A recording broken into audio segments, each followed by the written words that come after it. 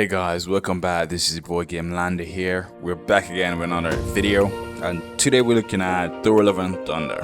So I finally watched Thor: Love and Thunder, and I have to say the movie was, I would say, entertaining. It was entertaining for the most part. There was also some scenes that were cringe-inducing, but for the most part, it was entertaining to say the least. I did not see. It looked like they have improved a lot of the visual effects, because I did not see some of the problems that some people point out. So it looked like they have fixed some of the visual effects for the Disney Plus outing. So that's one good thing I can say. To me, there wasn't a lot of things that I could personally see that threw me out of the immersion that much. What kind of bothers me is the writing of this movie. Writing of this movie and the pacing of the movie is really bad. In particular, the pacing. Sometimes the pacing can be fine, and then sometimes pacing just feel that we're trying to get to another scene. It's almost like we're rushing through a lot of things. We're not really spending time for it to breathe and those type of things. So I think the problem lies where I can see this movie be split up into two movies, really and truly. Like, you could have Jane Foster character becoming Lady Thor, and can have her own movie with her dealing with becoming Lady Thor and going on probably her adventures. At least her give a solo outing, at least one solo outing, even if you plan to like kill her off or whatever, but you give her a solo outing as Lady Thor, and I think they should have done that. Done that, and the end of that movie would lead right into this Thor movie, really. And I think they should have done that, really. So you probably end Lady Thor adventure when like the Asgard is being attacked. New Asgard is being attacked, and that would be a very interesting one. You could start off with actual Thor, and next move with actual Thor now, and taking that charge, telling what he has been up to, Gorg and all that business. So you'd have the duality of making Gorg be both of them villain in a sense. So you'd give that, natural progression. Than what we have in the movie is a lot of rushing to, we need to set up Jane Foster's Thor. We need to bring all these together. And to be honest, I think if they took the time, have a movie with her adjusting to being now, this way, and having properly thinking of explanation why the hammer did what it did. I think they did explain it in the movie, where there was a scene where Thor was whispering something to the hammer. I did not really hear what he was whispering, but I can perceive it, because it was like he cast a spell on the hammer, like when Odin in the first Thor, I think whispered to the hammer, and Thor lost the ability to lift the hammer. So I think it was in the same vein that Thor whispered to the hammer something like protect Jane or whatever, and so that's what the hammer did, right?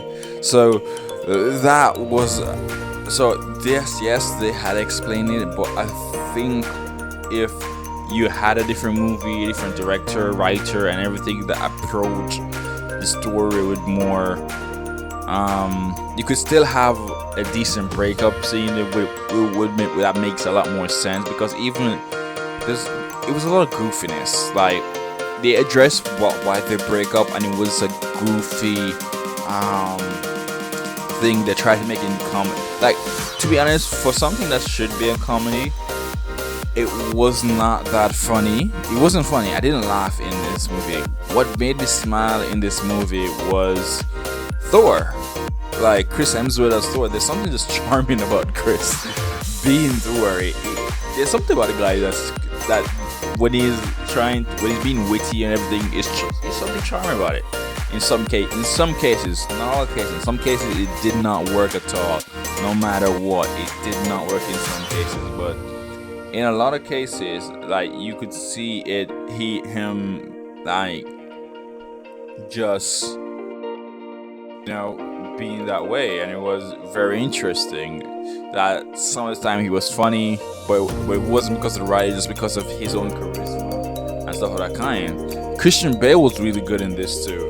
I really enjoyed Christian Bale in this movie, but I thought they could have done more with the character. I think for being an alien species and I understand why they did it, because I understand there's a lot of money to have a full CGI character, and they already plan to give Thor basically the control of the become the new father figure for the child. So I guess in that essence, they didn't want to spend a lot of money on CGI. So I can see why they take the route of making Gorg look a bit more human-like. But I really would want to see like Christian Bale like doing it, like, looking like the original or how Gorg is supposed to look somewhat from the comics. Because to be honest, Christian Bale is menacing in this movie. This guy he's perfect in the role. He's really good when he's ready to be serious and dark. You can see it. He's just oozing all of that, man. Christian Bale was really good. I think he was one of the standout in terms of pure acting ability. He was a standout in this movie. I could see with better script, he could have done much more, but he did give it his all. He did do his best. But I just wanted the character overall to be a bit more, I guess, scary in a sense, or menacing. I think he could have been that. If it was a better, you don't have to change this anyway. If it was a better script, he would have come off as more menacing. I think that because of the poor writing, a lot of times, because they tried to make everything funny, it turns out that I couldn't really take a lot of stuff seriously in the movie, and I was wondering why I wasn't taking a lot of things seriously in the movie. Like, even when Gorg showed up and was fighting the fighting with Gorg, like, I didn't feel like there was weight to the scene. It felt weightless in a sense, and I think a lot of time, because I think it's even how Thor character treat the kids when they're going to find the kids, because there was part of the one scene when he goes to ask Zeus to help, and Thor was basically kind of behaving like, oh, we have time. You don't know what Gorg is doing to those kids. You don't know if he's eating them, killing them, doing very horrific stuff to them, but you're taking your sweet time. It's almost like you know something that we don't know. It's almost like you're in that he won't do anything to the children. So you kind of taking a sweet time, cracking jokes, whatever. These are serious things. Like, if a bunch of kids, your kids for your people, disappear or be taken away, you should be very serious about this matter. This is not a funny matter. But the way the movie treats it is that, oh, it's funny, it's lighthearted, oh, it's not serious, nothing's gonna happen. Like, so as an adult, you couldn't take anything seriously. Like, when Gorg shows up for a child watching this movie, it might be menacing. It might be, yeah, it works. But for an adult, it doesn't work for an adult. And if it works for you as an adult, fine. But for me as an adult, I don't think this movie was targeted. Well, they said it was targeted towards adults, really. But the movie itself, like, you can make good children movie that adults can enjoy. Like, kids don't spend money, adults spend money. So you can make good kids movie that adults can also acknowledge that it's for kids, but we can also see some enjoyment in it. And even if you don't want to, even if you want to say, oh, it's okay, it's whatever, writing is what it is, but the pacing in the movie feels very off. A lot of the time, when in entrance, in the first couple minutes of the movie, it felt fine, but sooner or later, I feel that things are just happening. Especially when Gorg attack Asgard, you see the actions happening around Thor, but it didn't feel like Thor have any agency or any urgency to really get rid of these monsters and attacking and trying to kill these people. He was more standing around, looking around, seeing what's happening, swinging his axe a few times. It wasn't anything really. He was doing anything really, to address the issue very quickly. It was like whatever to him, and I think that is a very disingenuous thing for the character of Thor, and it's very disrespectful, I believe. Like, I don't think this movie was good or even well intended. Like with Thor Ragnarok, you could see a bit of care in Thor Ragnarok, but I think with this movie, Love and Thunder, I think there isn't any care too when it comes on to the character of Thor. But I think when it comes on to Lady Thor, there's a lot of care there, because some of the good fight scenes is with Lady Thor. Like, Thor fight scenes are okay, and as you get close to the end of the movie, he start doing more and more stuff. But in the beginning, like the first hour of the movie, it was basically a Lady Thor movie. Like, there wasn't, and it wasn't in a good way, because there wasn't any humbleness. She was cocky. She was like behaving like Thor in a sense, just the female version of Thor. And I don't think that was a good way to characterize a character, but it is what it is. But overall, I didn't think the pacing of this movie was not good, and I think there wasn't any decent action scene with Thor managing like the fights on his own. Like in Thor in Endgame, in Infinite War, when he showed up and it was like all mayhem, everything get killed. It wasn't anything like that. It was more of like, oh, he showed up and she still needs help to get things done. And I think that was very disingenuous for him. I don't think that was very good for the character. I think they tried to make him too comedic.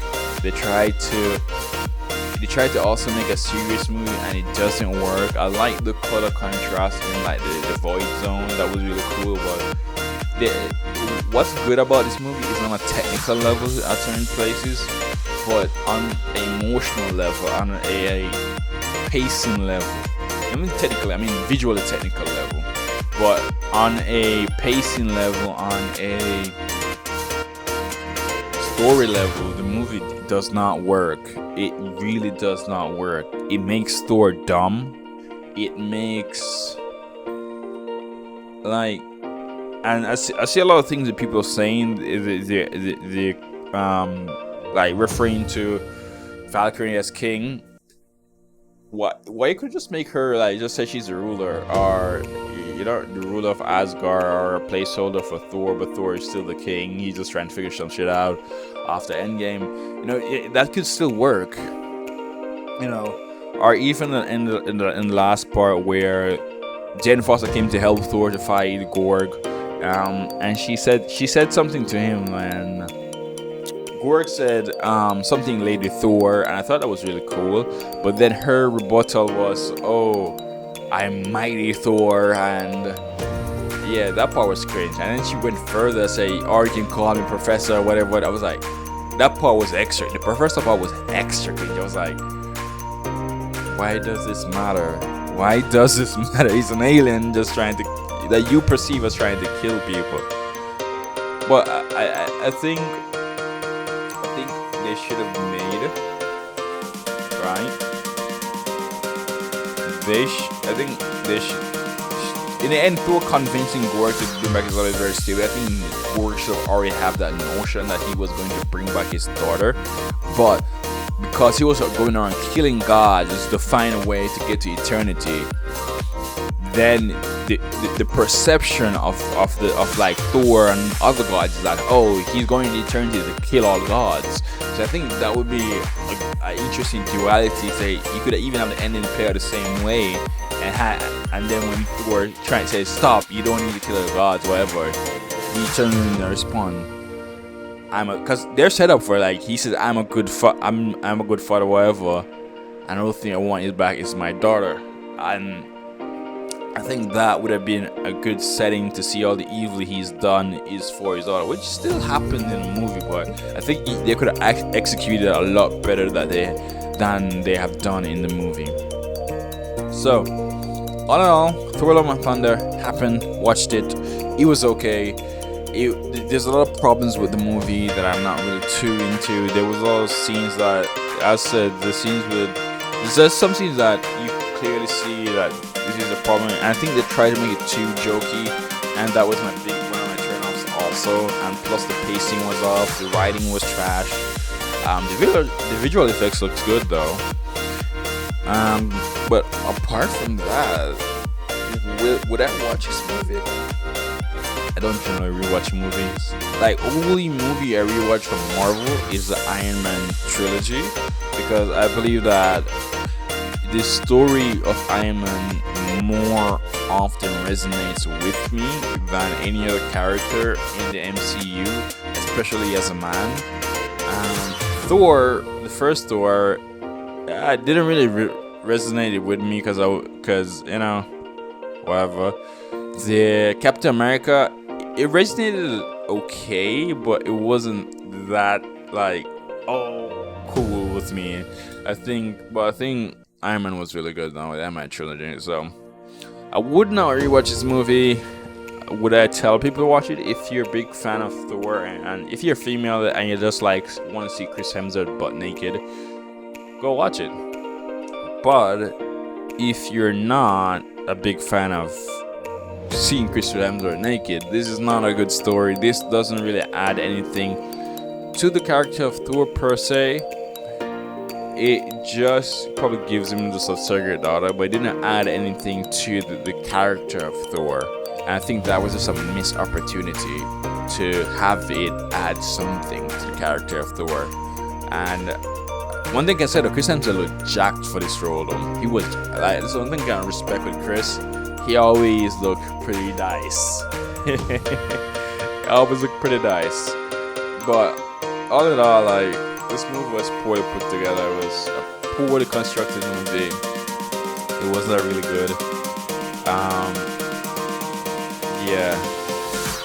The best thing about the movie for me was Chris Hemsworth as Thor. His brother showing up as in play. His brother showing up playing Thor. His real life brother showing up playing Thor, and Matt Damon playing Loki was really cool. But the best part about the movie was definitely Chris Hemsworth as Thor and Christian Bale as Gore. Apart from that, the movie is Gore or Gore? Christian Bale as the villain. But either way, it wasn't. I think because I watched this movie after watching, like, currently watching She-Hulk, I feel like I would rate it a lot worse if I have not seen She-Hulk and then seen this movie. But because I've seen She-Hulk and I've seen what we probably could have gone instead, I think that a lot of the female empowerment stuff in Thor: Love and Thunder just went over my head because it was so mild in compared to She-Hulk, where She-Hulk is like all men hating. I was like, when it comes on to Thor: Love and Thunder, I was like, there were certain scenes I noticed, but it was like, it's whatever, to be honest. And I think the biggest problem with me, they make Thor dumb too, so it was really dumb for them to do that. But it is what it is. Thank you guys for watching. Thank you guys for enjoying it. If you enjoyed the video, please like. If you didn't enjoy the video, please dislike. Really enjoy it either way. If you hate the video, tell me what you hate about the video. If you like the video, tell me what you like about the video. If you enjoy watching Thor: Love and Thunder, tell me what you enjoyed. If you hate watching Thor: Love and Thunder, tell me what you hate. See if we agree on something or disagree on something. So, without further ado, guys, let me know how you feel about everything I said in the comments down below. And see you guys in the next one. Gamelander out.